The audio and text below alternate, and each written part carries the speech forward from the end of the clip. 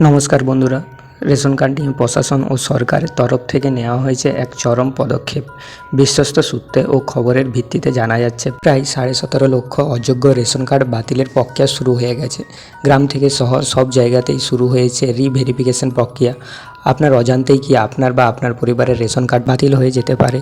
কোন কোন শর্তের কারণে কার্ড বাতিল হচ্ছে এবং কিভাবে বাড়িতে বসে তা চেক করবেন তা জানার জন্য সম্পূর্ণ ভিডিওটি না টেনে শেষ পর্যন্ত দেখুন।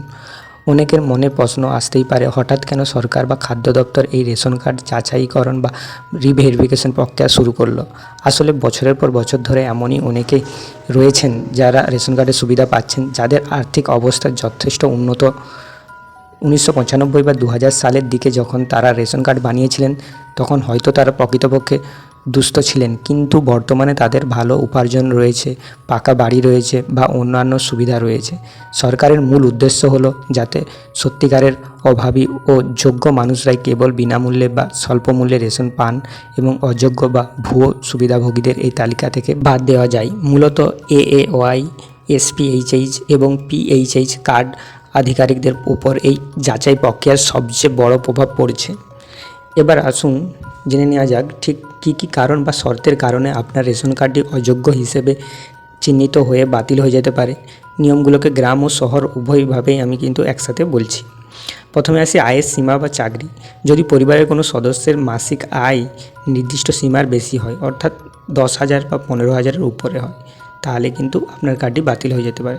অথবা পরিবারের কেউ যদি সেই কেন্দ্র সরকার বা রাজ্য সরকার যে কোনো প্রকারের চাকরি হোক, অথবা আপনি যদি ইনকাম ট্যাক্স বা ট্যাক্স দিয়ে থাকেন, তাহলেও কিন্তু আপনার কার্ডটি বাতিল হয়ে যেতে পারে। এবার বলি বাড়ি বা বাসস্থানের শর্ত কী না, আপনার বাড়ি যদি 3টি বা তার বেশি পাকা ঘর বা কংক্রিটের ছাদ থাকে, তাহলেও কিন্তু আপনার কার্ড বাতিল হয়ে যেতে পারে। তারই সাথে আপনার বাড়িতে যদি ফ্রিজ থাকে, তাহলেও কিন্তু আপনার কার্ড বাতিল হতে পারে। এরই সাথে গ্রামে যদি আপনার 3 চাকা বা 4 চাকার কোনো মোটর চালিত গাড়ি থাকে, যেমন টোটো, অটো এইসব জাতীয়, অথবা 2.5 একরের বেশি সেচযোগ্য জমি এবং 5 একরের বেশি চাষযোগ্য জমি যদি থেকে থাকে, তাহলেও কিন্তু আপনার কার্ডটি বাতিল হয়ে যেতে পারে। যদি কারো ট্রেড লাইসেন্সযুক্ত কোনো অকৃষি ব্যবসা বা দোকান থেকে থাকে, তাহলে আপনিও কিন্তু সরকারের কাছে এই বিনামূল্যে রেশন আর পাবেন না, অর্থাৎ আপনার রেশন কার্ডটি বাতিল হয়ে যেতে পারে। এবার আমি বলি আপনাদেরকে, আপনাদের কার্ডটি আদৌ সক্রিয় আছে নাকি বাতিল হয়ে গেছে তা জানার জন্য কোথাও দৌড়াদৌড়ি করার দরকার নেই। আপনি মোবাইল থেকে 2 মিনিটে আপনি কিন্তু চেক করে নিতে পারবেন যে আপনার কার্ডটি অ্যাক্টিভ রয়েছে কিনা। তার জন্য আপনাদেরকে কী করতে হবে, প্রথমে food.wb.gov.in পেজে, অফিসিয়াল যে পেজ রয়েছে ওখানে যেতে হবে। যাওয়ার পর আপনি যদি নিচের দিকে একটু স্ক্রল করেন, তাহলে দেখতে পাবেন link Aadhaar with ration card অথবা check ration card status option দেখা যাচ্ছে। তো ওখানে আপনি যদি ক্লিক করেন, আপনি ওখানে যে আপনার যে রেশন কার্ডের নাম্বার এবং আপনার যে রেশন কার্ডের ক্যাটাগরি রয়েছে, অর্থাৎ SPHH বা PHH বা AAOI যেটা রয়েছে, আপনি কিন্তু ওখানে বসিয়ে দিতে পারেন। এবং আপনি ওখান থেকে যে নিচে ক্যাপচার কোড রয়েছে ওটা যদি বসিয়ে দিন, তাহলে আপনি অতি সহজেই আপনি চেক করে নিতে পারবেন যে আপনার কার্ডটি অ্যাক্টিভ রয়েছে কিনা। ওখানে আপনার কার্ড যদি অ্যাক্টিভ থাকে তাহলে অ্যাক্টিভ উঠবে, যদি ইনঅ্যাক্টিভ হয়ে যায় বা কার্ডটি বাতিল হয়ে যায় বা KYC যদি বাকি থাকে, তাহলে কিন্তু আপনাকে ওখানে শো করবে। সেই অনুসারে আপনি কিন্তু পরবর্তী কাজ করে নিতে পারবেন। এখন প্রশ্ন হলো, আপনি যদি সমস্ত শর্ত মেনে চলার পরেও কোনো ত্রুটির কারণে আপনার কার্ডটি বাতিল হয়ে যায়, তবে আপনার কী করণীয় থাকবে। চিন্তা করার কিচ্ছু নেই, সরকার যোগ্যদের সুবিধা বন্ধ করতে চায় না। তো আপনার যদি কোনো কারণে বন্ধ হয়ে থাকে, তাহলে কি করবেন না, আপনার নিকটবর্তী যে খাদ্য দপ্তর রয়েছে বা স্থানীয় দুয়ারে সরকার ক্যাম্প বা আপনার রেশন দোকানের সাথে যোগাযোগ করুন।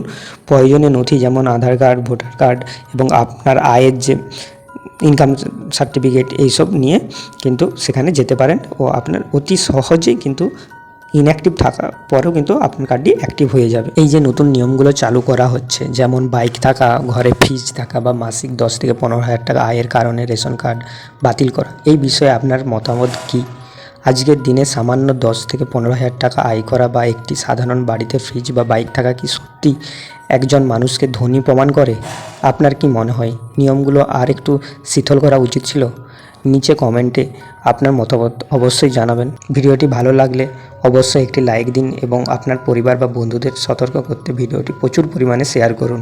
পরবর্তী যে কোনো সরকারি আপডেট বা প্রয়োজনীয় খবর সবার আগে পেতে চ্যানেলটি এক্ষুনি সাবস্ক্রাইব করে পাশে থাকা বেল আইকনটি প্রেস করে রাখুন। দেখা হচ্ছে পরবর্তী ভিডিওতে, ততক্ষণ ভালো থাকবেন, সুস্থ থাকবেন, ধন্যবাদ।